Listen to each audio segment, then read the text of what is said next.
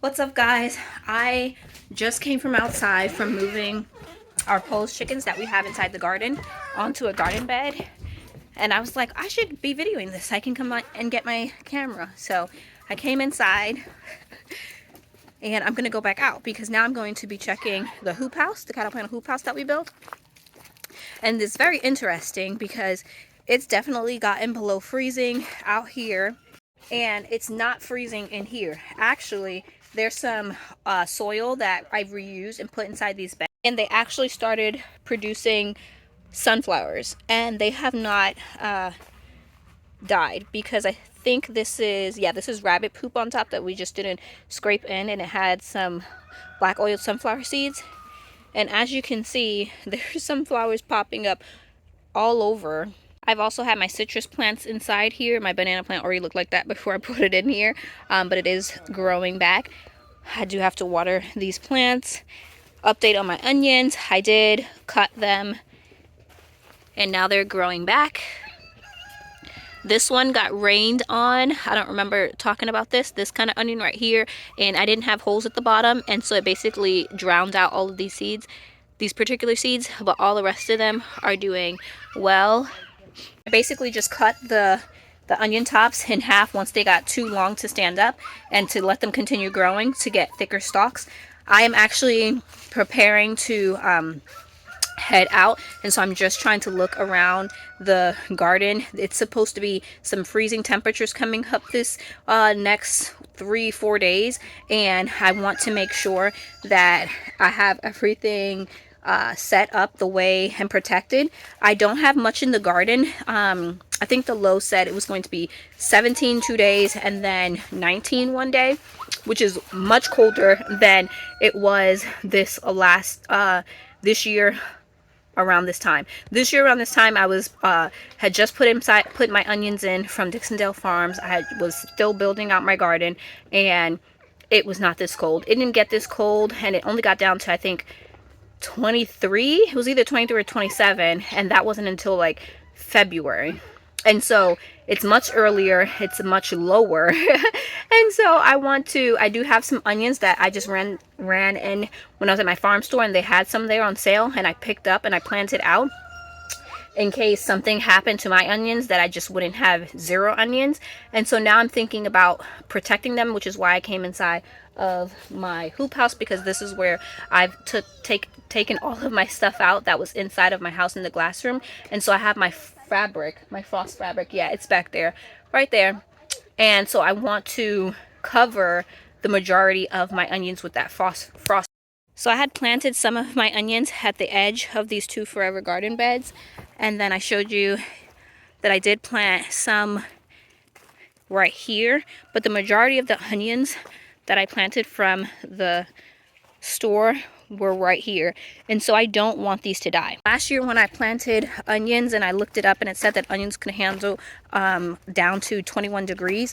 It's going to be much lower than 21 degrees, and last year when it got down to, I think, was it 24, 27, I ended up covering my onions just in case, because it was my first time growing onions from sets or starts, and I didn't want them to die because it was $540. It was an investment to buy those, and so it's the same thing.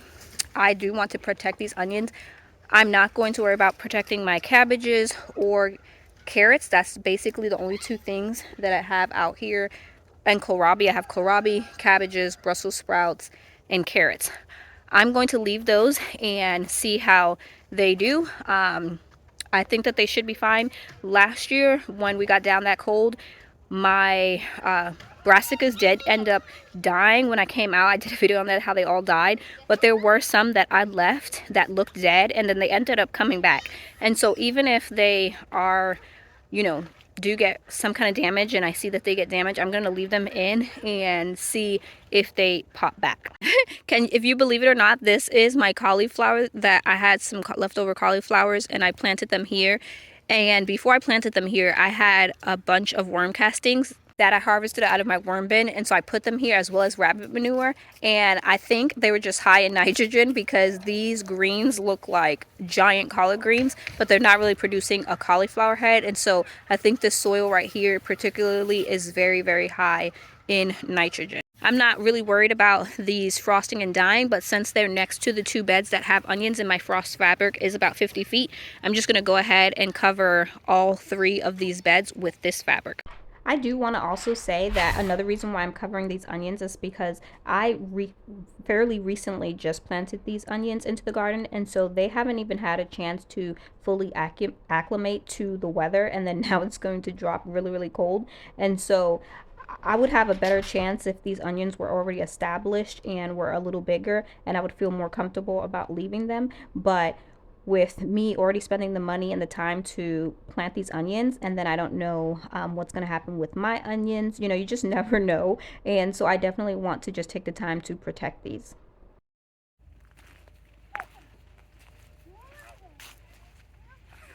I just went in the house to find a blanket because I could not find my other plastic to put over the onions inside of the raised bed. And I just checked the weather again, and it actually says 15, 18, 20 degrees and 19, but not getting really much over freezing. I think the high one of those days was 35 degrees.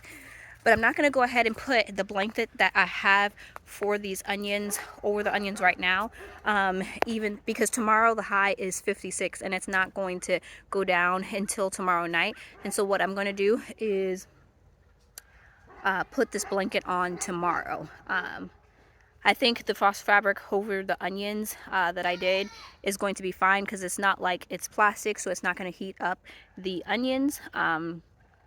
So I think those will be fine. And I'm not worried about the cauliflower not being completely covered because, like I said, I'm not trying to protect the cauliflower really. I'm really just trying to protect these onions. So these are the Polish chickens. Their heads aren't so fluffy because they were rained on, but we just put them over this bed.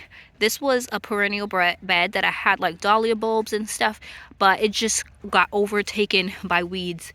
And so what I'm going to do, since their bed or their house fits perfectly on these 3x6 beds, is I'm going to leave them, put them over each bed that I don't have planted, and leave them over it for about a week at a time so that they can scratch out any bugs, fertilize it, and that is how I'm going to get these beds ready for next spring, or one of the like this bed that has grass growing in it. I'll put them over this bed and let them scratch over it.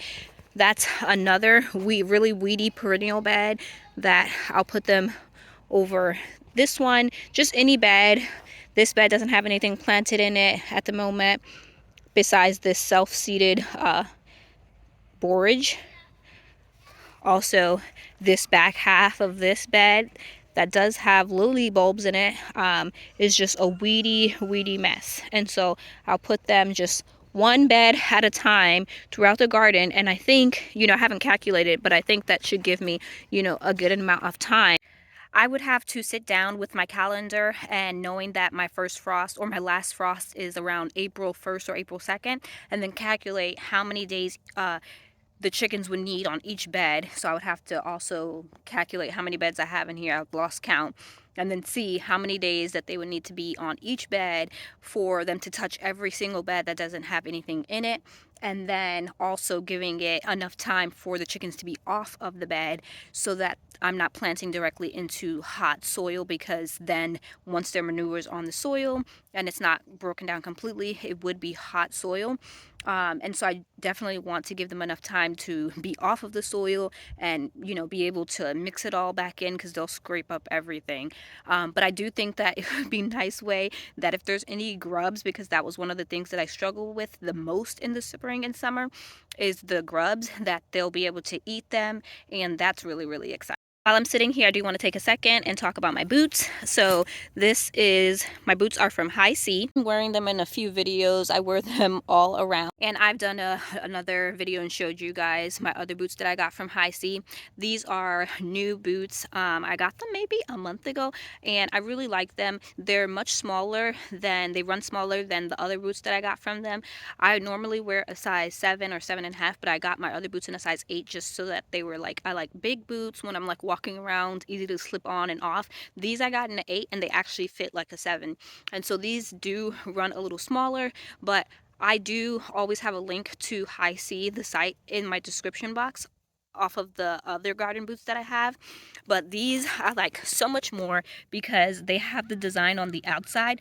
My other boots I had to flip down in order to see the design, and I actually like them up high, and so I never flip them down because I like them to be up high. So when I saw that they had these boots, I was so happy to get them because now I never have to flip my boots down, and you can see the nice colorful roses on them, and it comes with a drawstring. And so I just thought that that was really, really exciting and cool, so that you can make it smaller around your ankle. If you do have, or that's not your ankle, that's your shin. Is that your shin? It is your shin and like the bottom of your calf muscle. So if you have like a wider, like, you know, under calf leg, it might be a problem for you, but for me, it fits perfectly. These are considered garden boots, and so they are waterproof. They kind of have that rubbery material, and so like that you would get from rain boots, but how rain boots will probably in the inside is like rubbery. It's not rubbery in the inside. It's a fabric, nice and comfortable. And so I really like them. I look forward to using them throughout the spring next year, and especially on days like today when it's raining and it's cold, my feet are warm. I still haven't taken down the debris off of the cattle panels, but I'll definitely have to. I was thinking about, since these still have seeds in them, these beans, putting them down along. That's what I did at the end of last season. When the beans dried, just put them along, spaced them out along the cattle panel, and then they just reseeded themselves. And so I may do that again because I have all of these bean seeds that I think would be nice to just self-seed themselves.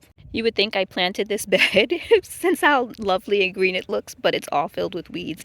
It's filled with sunflower seeds that self-seeded themselves, and as well as this purple henbit, and then just some weedy grass. So I'll definitely look forward to the chickens coming to this bed.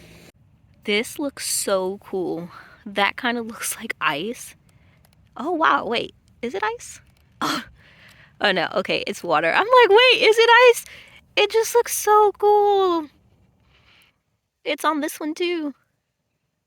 Wow.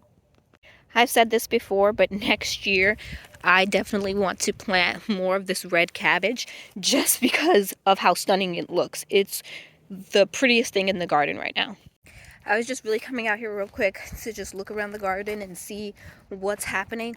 Oh, you guys. Oh my goodness. Okay, last.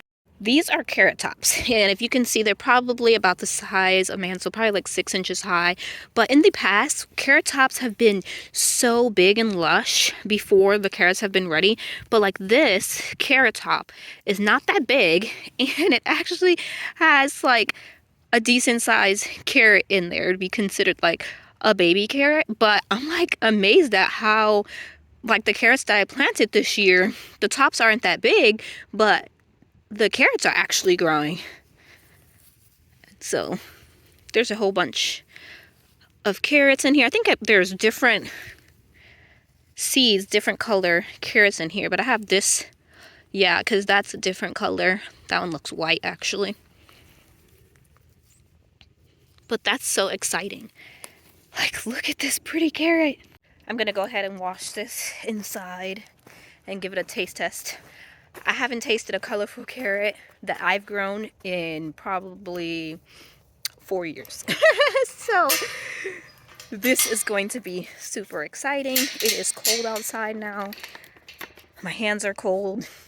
So thank you guys for hanging out with me on this short vlog, and I'll see you guys next time. Bye.